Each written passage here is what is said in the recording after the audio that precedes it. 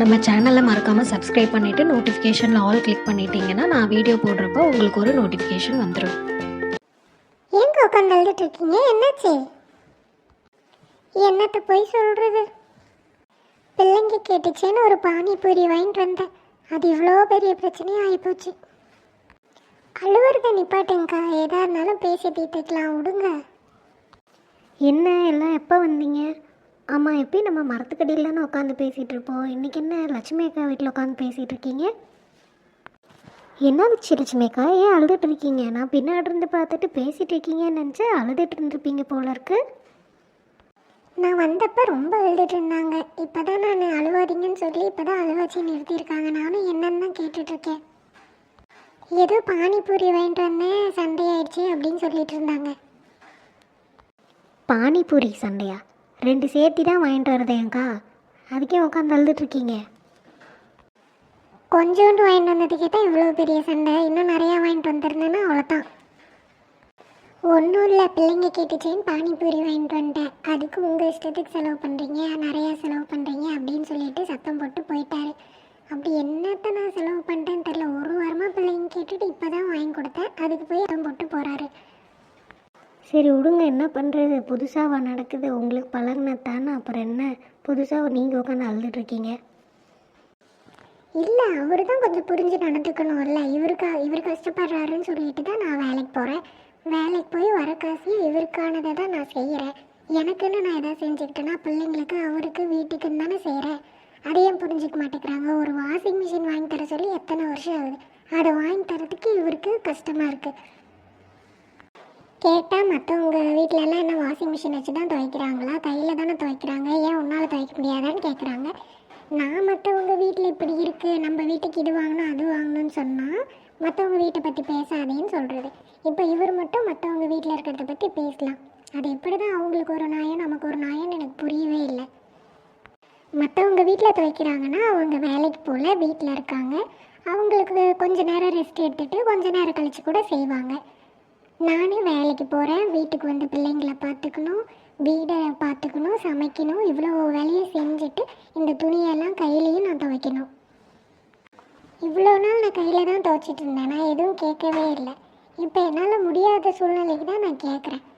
துணியும் தைச்சிட்டு தான் இருக்கேன், அப்பப்போ வர 1-2 துணி தைச்சிட்டு தான் இருக்கேன். இப்போ என்னால் முன்ன மாதிரி செய்ய முடியல, வலி எடுத்துக்கிட்டு. அதனால தான் சரி இந்த வாஷிங் மிஷினை வாங்கி கொடுத்தா ஒரு வேளை கொஞ்சம் குறையுமேன்னு பார்த்தா இதை வாங்கி தரத்துக்கு என்னமோ இவ்வளோ பேச்சு பேசுகிறாங்க. பேசாமல் எல்லாம் கடனெல்லாம் பிரித்து விட்னார். அப்படி பிரித்து விட்டார்னா நானே வாங்கிட்டு போகிறேன். சரி விடுங்கக்கா, டென்ஷன் ஆகாதீங்க. எங்கள் வீட்டில் நடந்த கூத்த சொல்கிறேன், அது கேட்டாச்சு நீங்கள் கொஞ்சம் ஃப்ரீயாகுங்க. ஏன் சாந்தி, உங்கள் வீட்டில் என்னாச்சு? எங்கள் வீட்டில் பானிபூரி மாதிரி உங்கள் வீட்டில் என்ன தட்டோட செட்டா?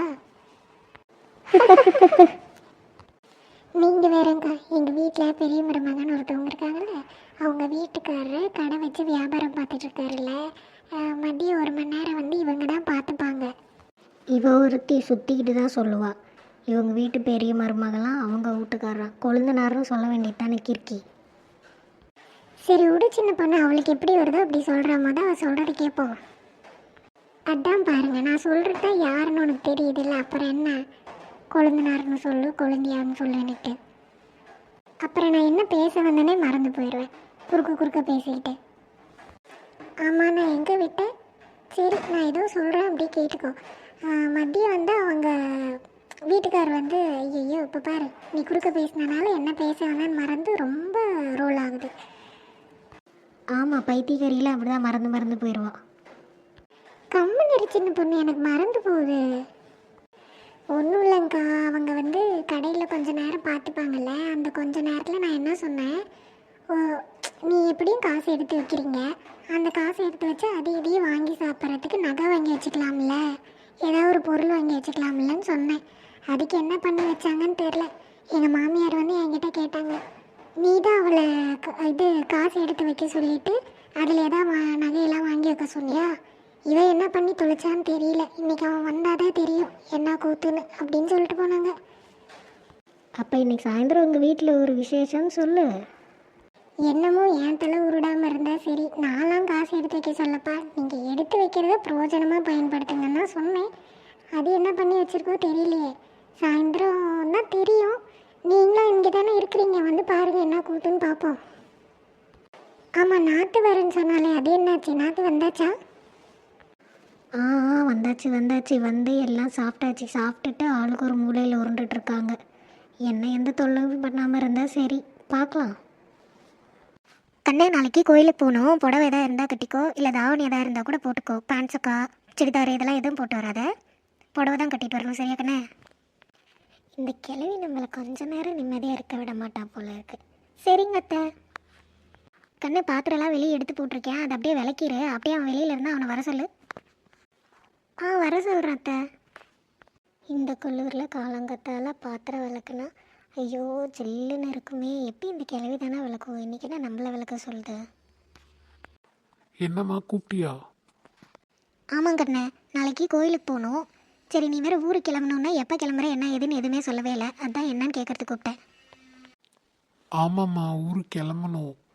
கையில் காசு இல்லை, குறைஞ்சது ஒரு 5 ரூபாயாச்சும் வேணும். அதான் என்ன பண்ணுறதுன்னு தெரில. நானே உங்ககிட்ட கேட்கலாம இருந்தேன். சரி, எங்கே அவள் இருந்தாலும் அவள் முன்னாடி கேட்டால் அவ்வளோதான் பெரிய பிரச்சனையாயிடும். இதுக்கு கூட காசு இல்லை, உன்னை கல்யாணம் பண்ணிட்டு நான் கஷ்டப்படுறேன்னு மறுபடியும் ஆரம்பிச்சிருவோம். அதான் என்ன பண்ணுறதுன்னு தெரியாமல் முழிச்சிட்டு இருந்தேன்.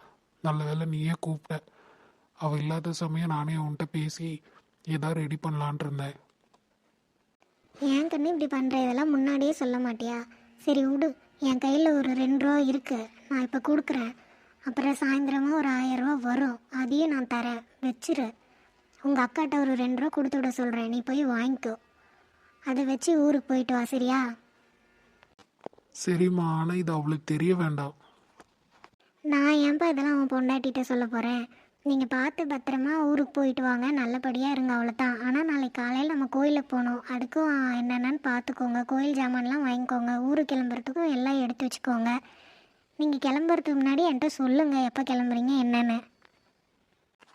அம்மா, இன்னைக்கு நைட்டே பணம் ரெடி ஆயிரும் நீ சொல்கிறத பார்த்தா. நாங்கள் நாளைக்கு காலையில் கோயிலுக்கு போயிட்டு வந்துட்டு சாயந்தரமாகவே கிளம்புறோம்மா. ஏன்னா ஆல்ரெடி ஒரு வாரம் லீவ் விழுந்து போச்சு. அதுக்கு சம்பளம் எவ்வளோ பிடிக்கிறாங்கன்னு தெரில. நான் நாளைக்கே கிளம்புனேன்னா ஒர்க் போனேன்னா அடுத்த மாதம் சம்பளம் வந்துச்சுன்னா அதை வச்சு சமாளிச்சுக்கலாம். சரிப்பா, அக்காட்ட போய் இப்பயே காசு வாங்கிக்கோ. நான் அக்கா வீட்டுக்கு போகிறேன், நீ வரியாம்மா? சரிங்க, போகலாம். சரி, அப்போ நட. நடக்கிறதா? நான் ஏன் நடக்கணும்? அதான் ஸ்கூட்டி இருக்குல்ல, ஸ்கூட்டியில் போகலாங்க. என்னம்மா சொல்கிற? அக்கா வீடு என்ன தூரமாவா இருக்குது? கொஞ்சம் தூரம் தானே, அப்படியே பேசிட்டு ஜாலியாக நடந்து போகலாமே. அதெல்லாம் ஒன்றும் வேணாம், ஸ்கூட்டிலே போகலாம். நடந்து போனால் என்ன நினைப்பாங்க? வண்டியில் போனால் கொஞ்சம் நல்லா இருக்கும். இங்கே இருக்க வீட்டுக்கு நடந்து வர மாட்டாராம், கடவுளே. சரி வாமா போகலாம்.